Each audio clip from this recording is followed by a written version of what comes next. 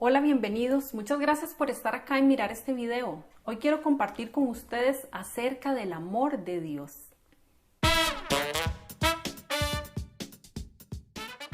Quiero iniciar leyendo un texto que se encuentra en el libro del profeta Oseas, que cuando lo escuché en una prédica un día de estos pude sentir en mi corazón que era un versículo específicamente para mí, me hablaba a mí. Y nos habla del amor de Dios, de lo que Él hace por nosotros. Leo el texto para ustedes. Con lazos de ternura, con cuerdas de amor los atraje hacia mí. Los acerqué a mis mejillas como si fueran niños de pecho. Me incliné a ellos para darles de comer. Otra versión dice, los traté con mucha ternura. Los conquisté con expresiones de amor.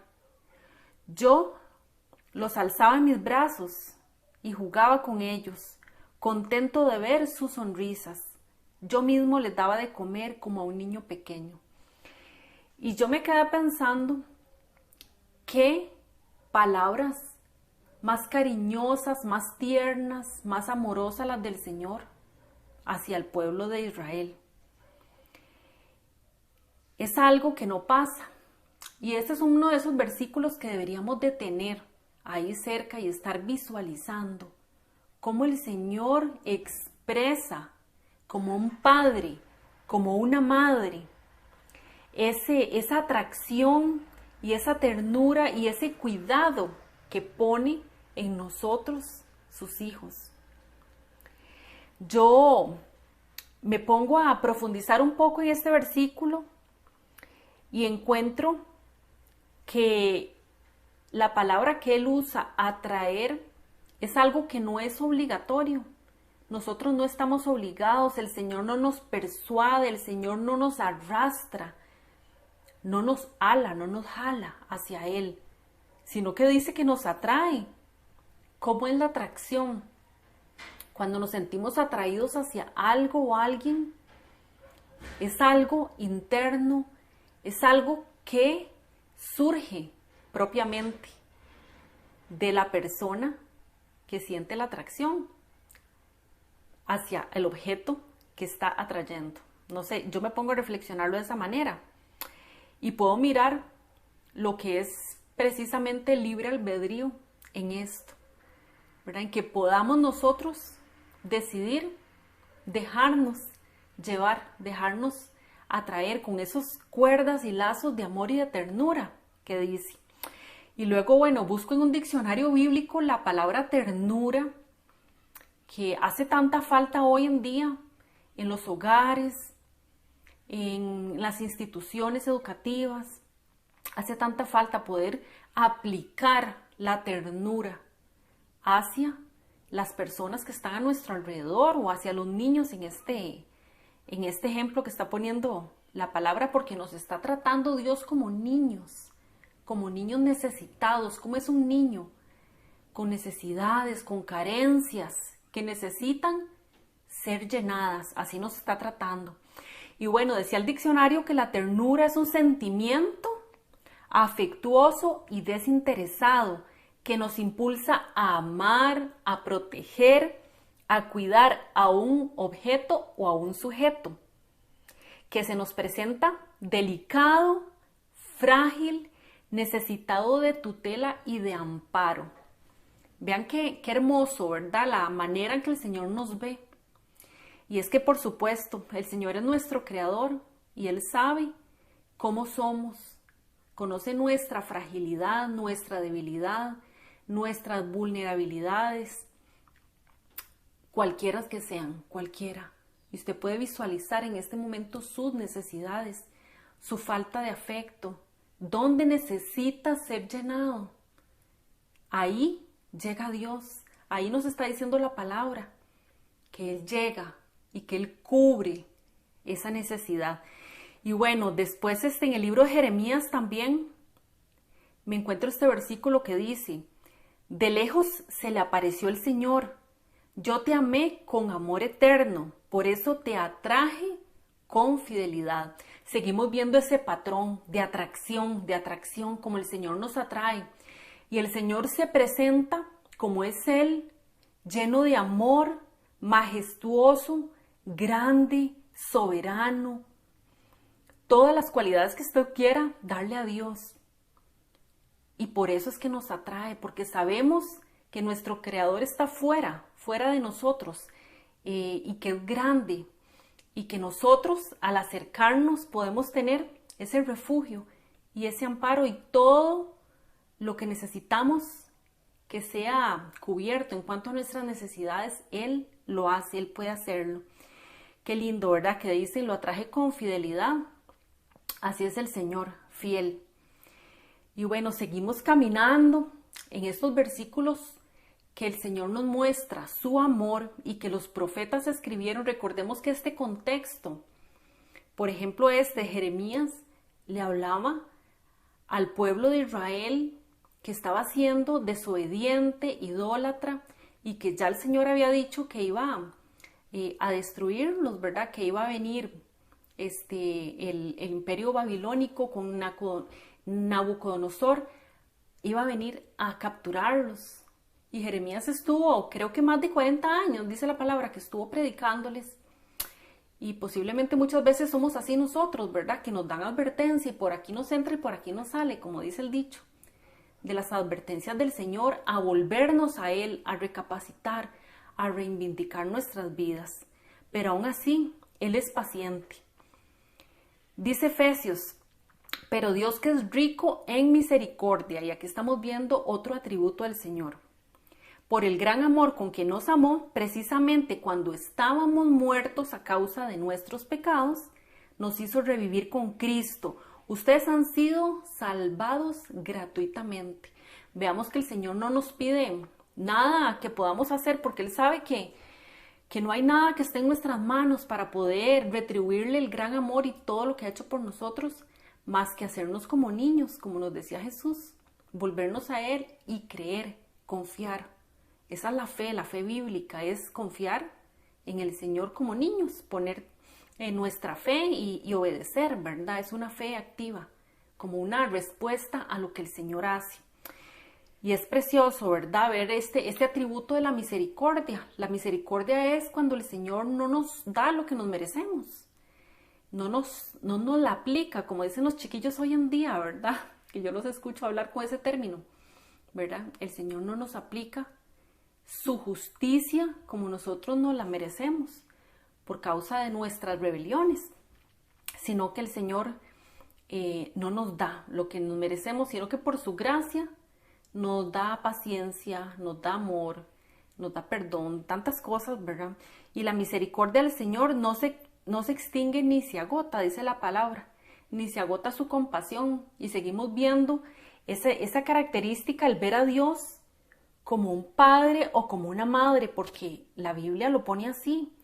Usted puede encontrarse muchos versículos donde ve a un Dios que es padre, pero también hay otros que vemos a Dios con atributos de madre, en cuanto a la protección, al recogimiento, a eso que hace la madre de acercarse con ese cuidado y esa ternura hacia su bebé y alimentarlo, ¿verdad? Como niños de pechos.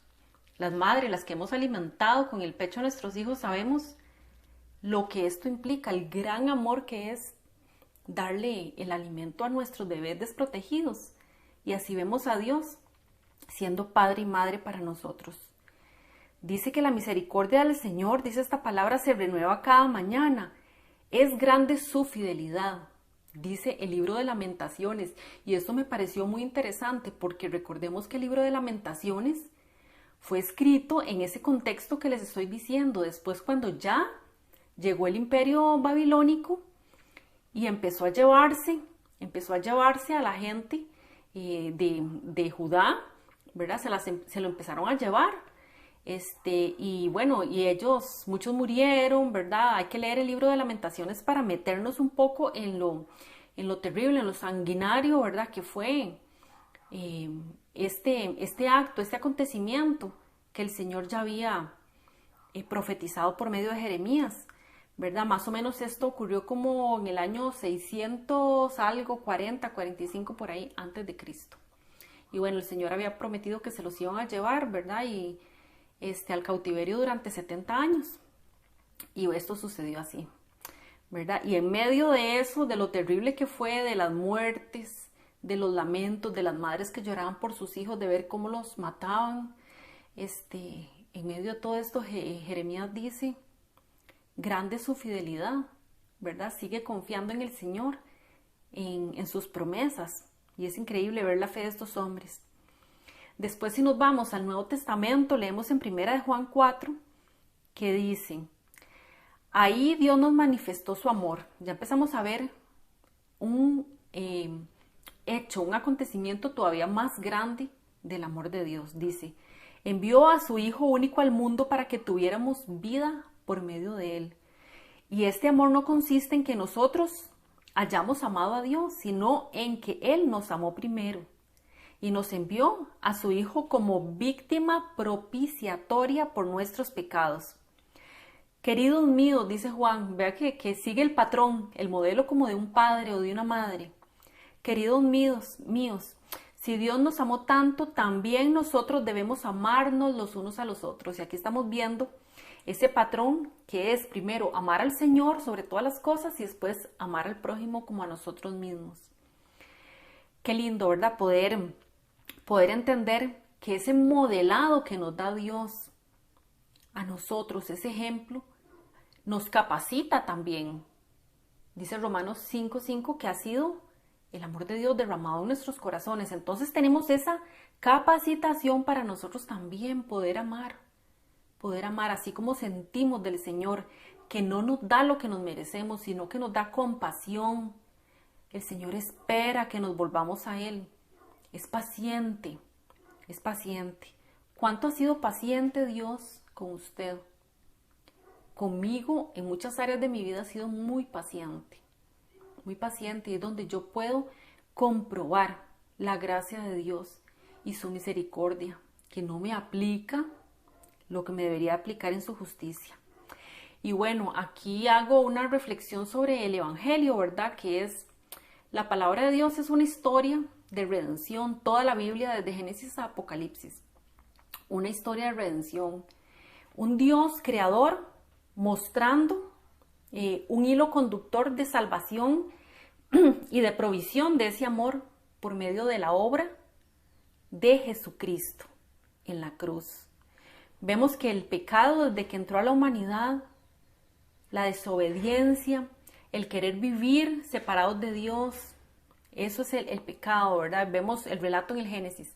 La caída del hombre hizo que nosotros nos volviéramos totalmente.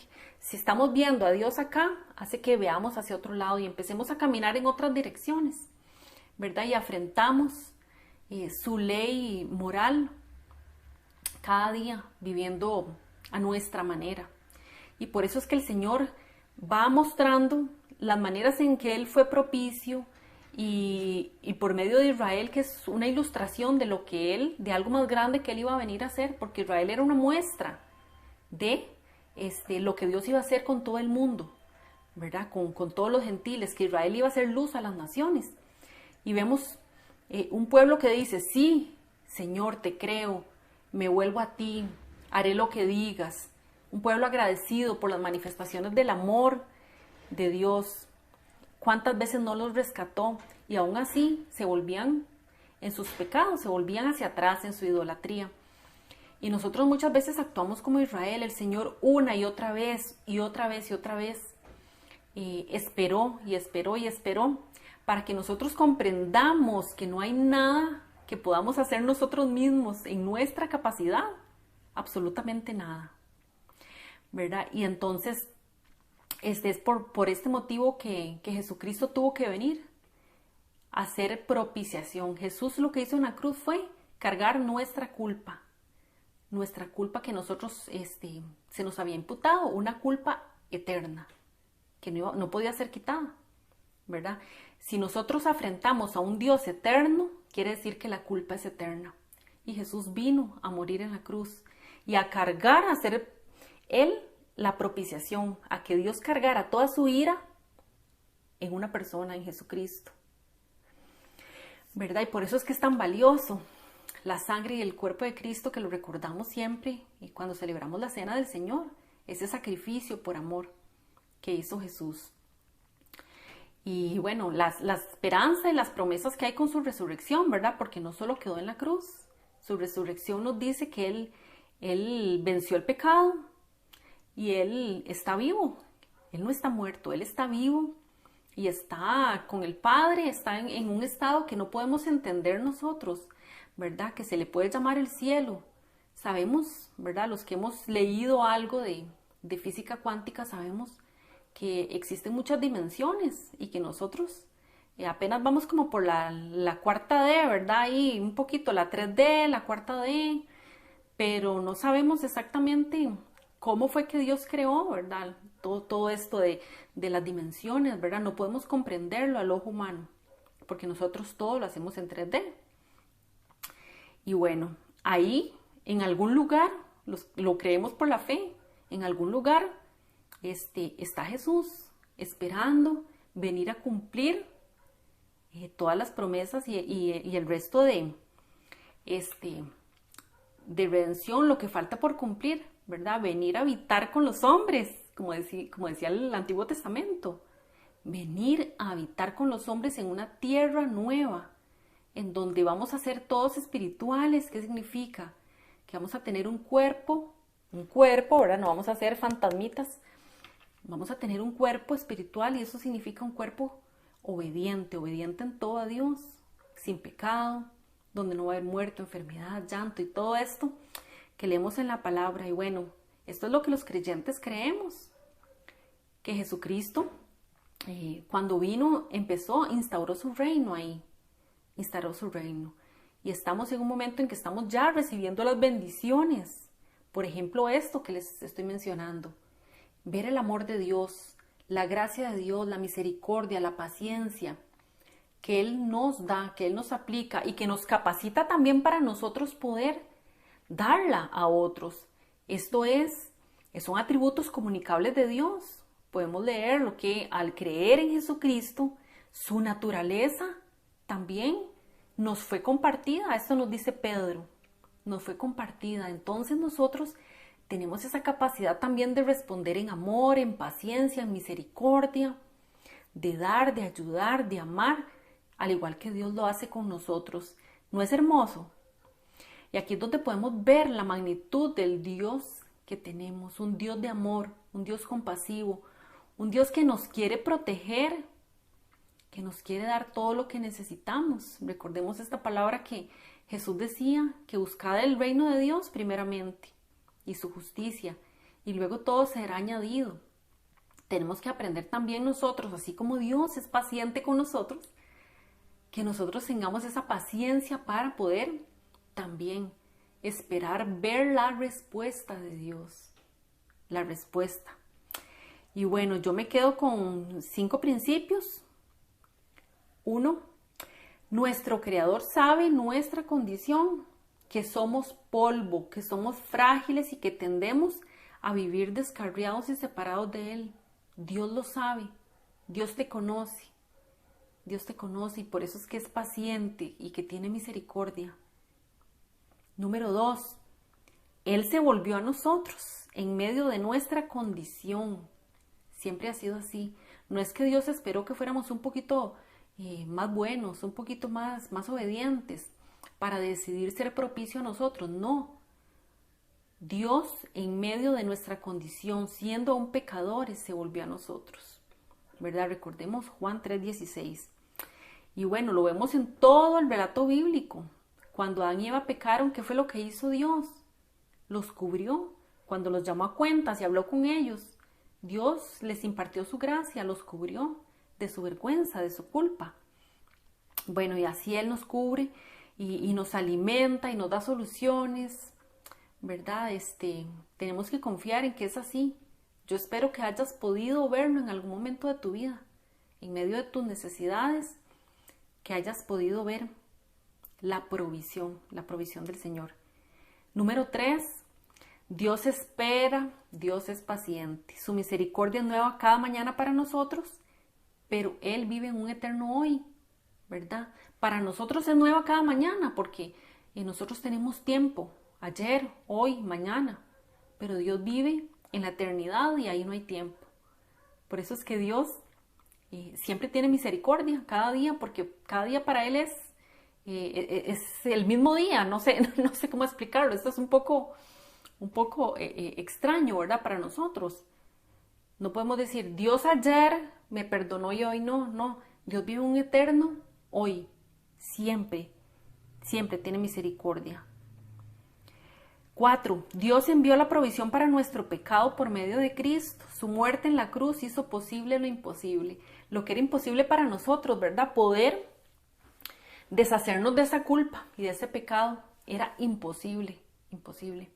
Y bueno, Él lo hizo posible, Cristo. Él dio su vida en rescate por nosotros. Veamos qué gran amor. Y bueno, Cristo, recordemos que Jesús es el Verbo hecho carne. Dios es uno, Dios no son tres. Dios es uno. Se manifestó con funciones específicas en Padre, Hijo y Espíritu para que nosotros podamos ver su rol, ¿verdad? Y podamos entenderlo en nuestro entendimiento. Por eso es que tenía que ser de esa manera. Jesucristo viniendo como hombre, compartiendo esa naturaleza, siendo Dios y siendo hombre. Algo que también es difícil de entender a nuestra mente. Y bueno, número 5, hoy tienes la oportunidad de decidir a quién servir. Dios te muestra un camino por medio de la fe en Cristo, pero usted decide si creer o no. Y ya es un asunto que no se puede obligar. Veamos el versículo de Oseas. Con cuerdas de amor te atraje, con cuerdas de amor, con lazos de ternura. El Señor te va trayendo, pero no te obliga. Solo está en ti creer, tomar la decisión de entregar tu vida y de creer. Y bueno, esto nos hace reflexionar mucho en ese amor, ¿verdad? Y si hoy sientes que nadie te ama, que has pasado por situaciones muy difíciles, que tu vida es complicada, vives tristezas, vives lo que puedes ver, ¿verdad? Yo quiero que pienses en esto que hemos estado hablando, porque la fe no es por vista. La fe en Dios no es por vista. Realmente necesitamos aprender a ver con nuestros ojos espirituales, a confiar.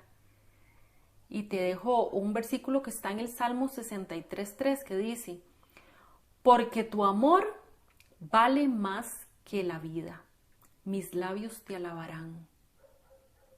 Así sea, que puedas hoy ver y creer y alabar al Señor por todo lo que ha hecho en tu vida, al igual que en la mía. Muchas bendiciones.